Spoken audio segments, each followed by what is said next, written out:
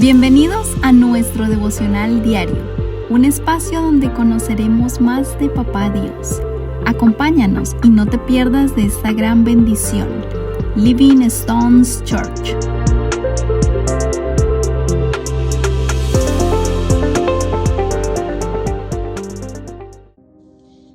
Buenos días, familia, les habla Marta Galvez del Ministerio de Melbourne.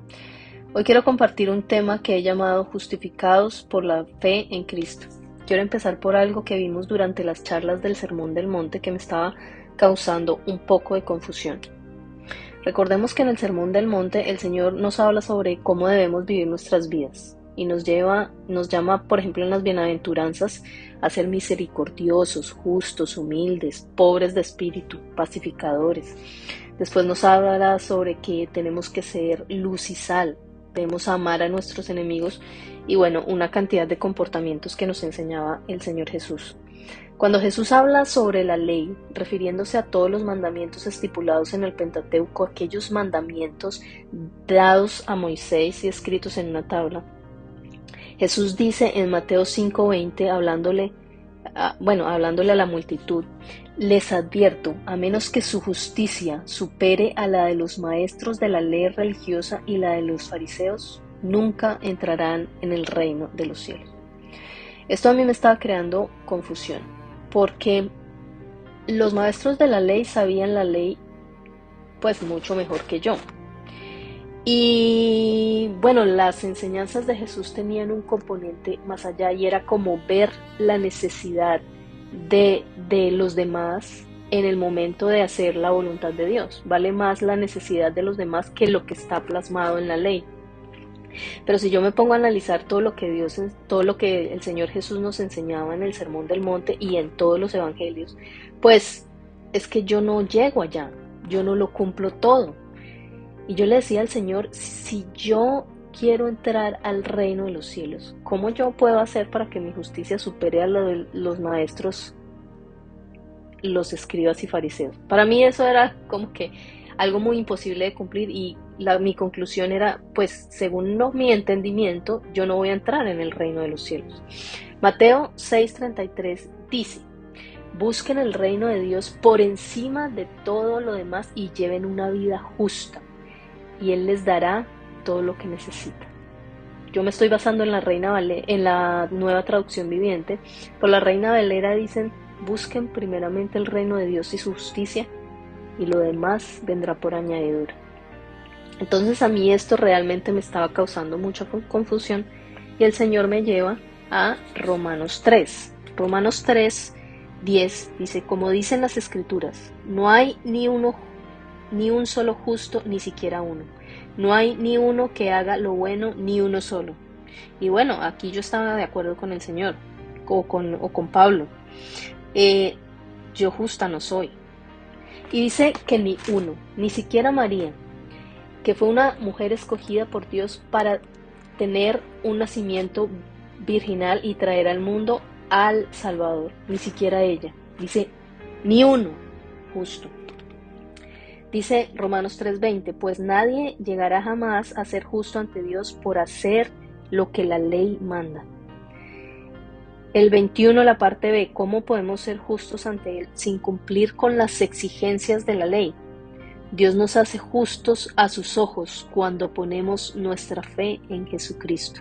El 24, sin embargo, en su gracia, Dios gratuitamente nos hace justos a sus ojos por medio de Cristo Jesús, que nos liberó del castigo de nuestros pecados. El 25, Dios ofreció a Jesús como el sacrificio por el pecado.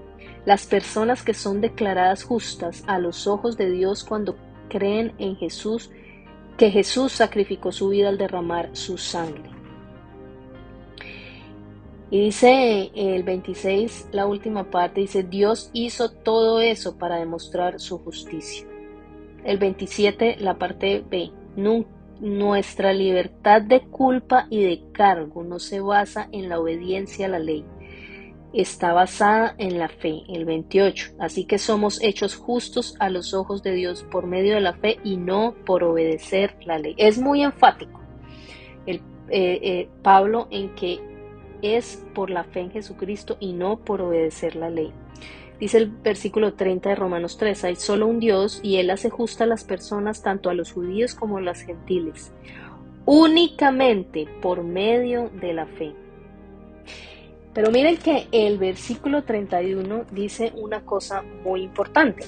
Dice, entonces si hacemos énfasis en la fe, ¿eso significa que podemos olvidarnos de la ley? Por supuesto que no. De hecho, solo cuando tenemos fe cumplimos verdaderamente la fe. Entonces, el cumplimiento de los mandamientos es una consecuencia de la fe en Jesucristo, es una consecuencia de mi encuentro con Jesucristo, es una consecuencia de mi amor por Jesucristo. Primera Corintios 3, del 11 al 15, nos habla a los cristianos que somos salvos. Habla sobre nuestras obras y habla sobre que la salvación no se pierde. Y vamos a leer 1 Corintios 3 del 11 al 15. Pues nadie puede poner un fundamento distinto al que ya tenemos, que es Jesucristo. El que edifique sobre este fundamento, es decir, los cristianos que edifiquen sobre Jesucristo, podrán usar una variedad de materiales: oro, plata, joyas, madera, heno o paja. Pero el día del juicio, el fuego revelará la clase de obra que cada constructor ha hecho. El fuego mostrará si la obra de alguien tiene algún valor. Entonces aquí el apóstol Pablo está comparando mis obras con ciertos materiales que van a ser pasadas por el fuego. Entonces, por ejemplo, dice oro, plata, joyas, madera, heno y paja. Si vamos a los dos extremos, el oro es un material que pasa por el fuego y se transforma, pero permanece su cantidad. Pero la paja, si pasa por el fuego, se destruye. ¿Sí?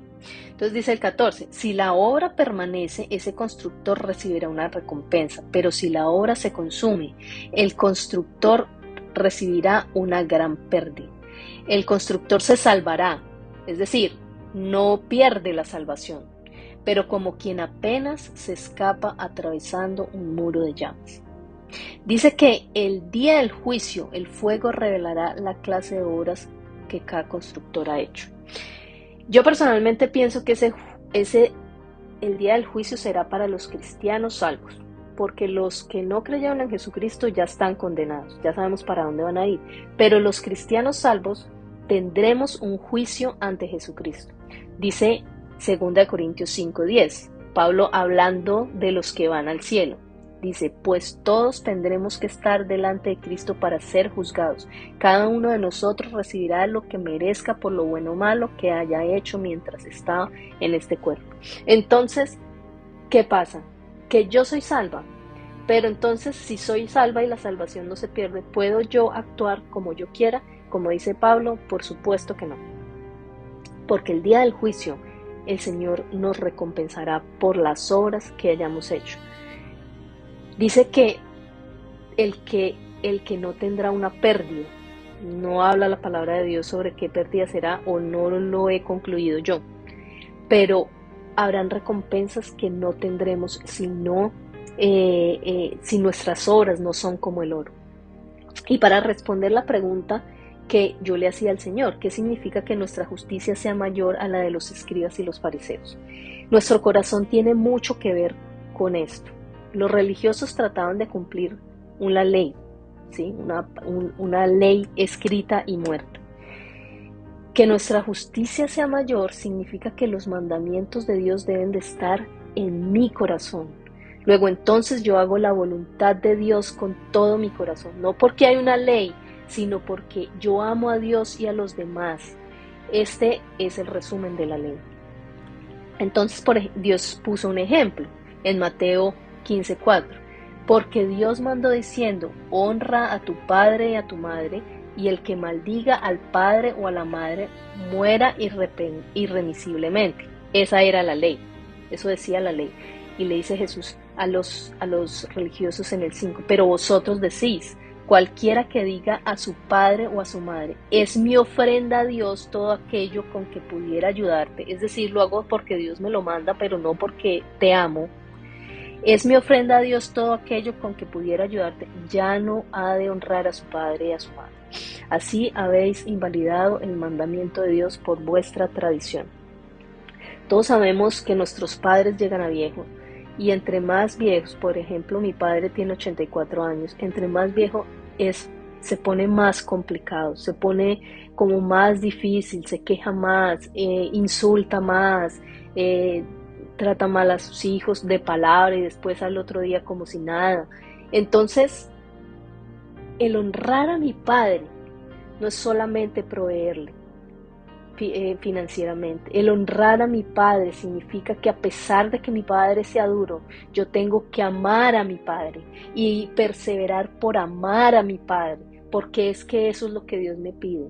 Amor, o sea, la persona, ver la necesidad de la persona, que mi papá ya está viejo y que mi papá no va a cambiar, pero yo tengo que honrar a mi papá con el amor. Yo tengo que ver a mi hermano que de pronto está en algún pecado porque está luchando con su pecado, y yo tengo que ver su necesidad y tengo que amar a mi hermano con su necesidad y de pronto ayudar a mi hermano a salir de esa necesidad. Eso es que mi justicia supere la de los escribas y los fariseos. Vamos a orar. Padre Santo, gracias por hablar a nuestro corazón esta mañana. Queremos esta mañana primeramente darte gracias por el sacrificio que hiciste en la cruz por nosotros, porque gracias a la sangre que derramaste, aquellos que creemos en ti nos apropiamos de esta obra de salvación. Somos hechos justos ante los ojos de Dios. Tenemos una naturaleza de maldad y por eso dice Pablo que todos somos malos, pero somos hechos justos por la fe en ti, Señor. Señor Jesús, ayúdanos a amarte cada día más, porque es ese amor por ti que nos lleva a poner todos los mandamientos de nuestro Padre y tus enseñanzas, Señor, en nuestros corazones. Padre, no queremos ser cristianos mediocres, queremos valorar tu salvación, queremos valorar la obra de Cristo en la cruz, entender que no podemos pisotearla, sino que tenemos que tomar la decisión de buscar la justicia de Dios y que nuestros actos no busquen cumplir una ley escrita y muerta, sino que nuestros actos muestren el amor de Dios hacia los demás, que nuestros actos muestren el carácter de Cristo. Hoy te pedimos, Padre Santo, que te quedes con nosotros en este terminar de semana. Ponemos en tus manos las actividades que tenemos en la iglesia. Hemos orado en el poderoso nombre de Cristo Jesús. Amén. Gracias, familia. Chao, chao.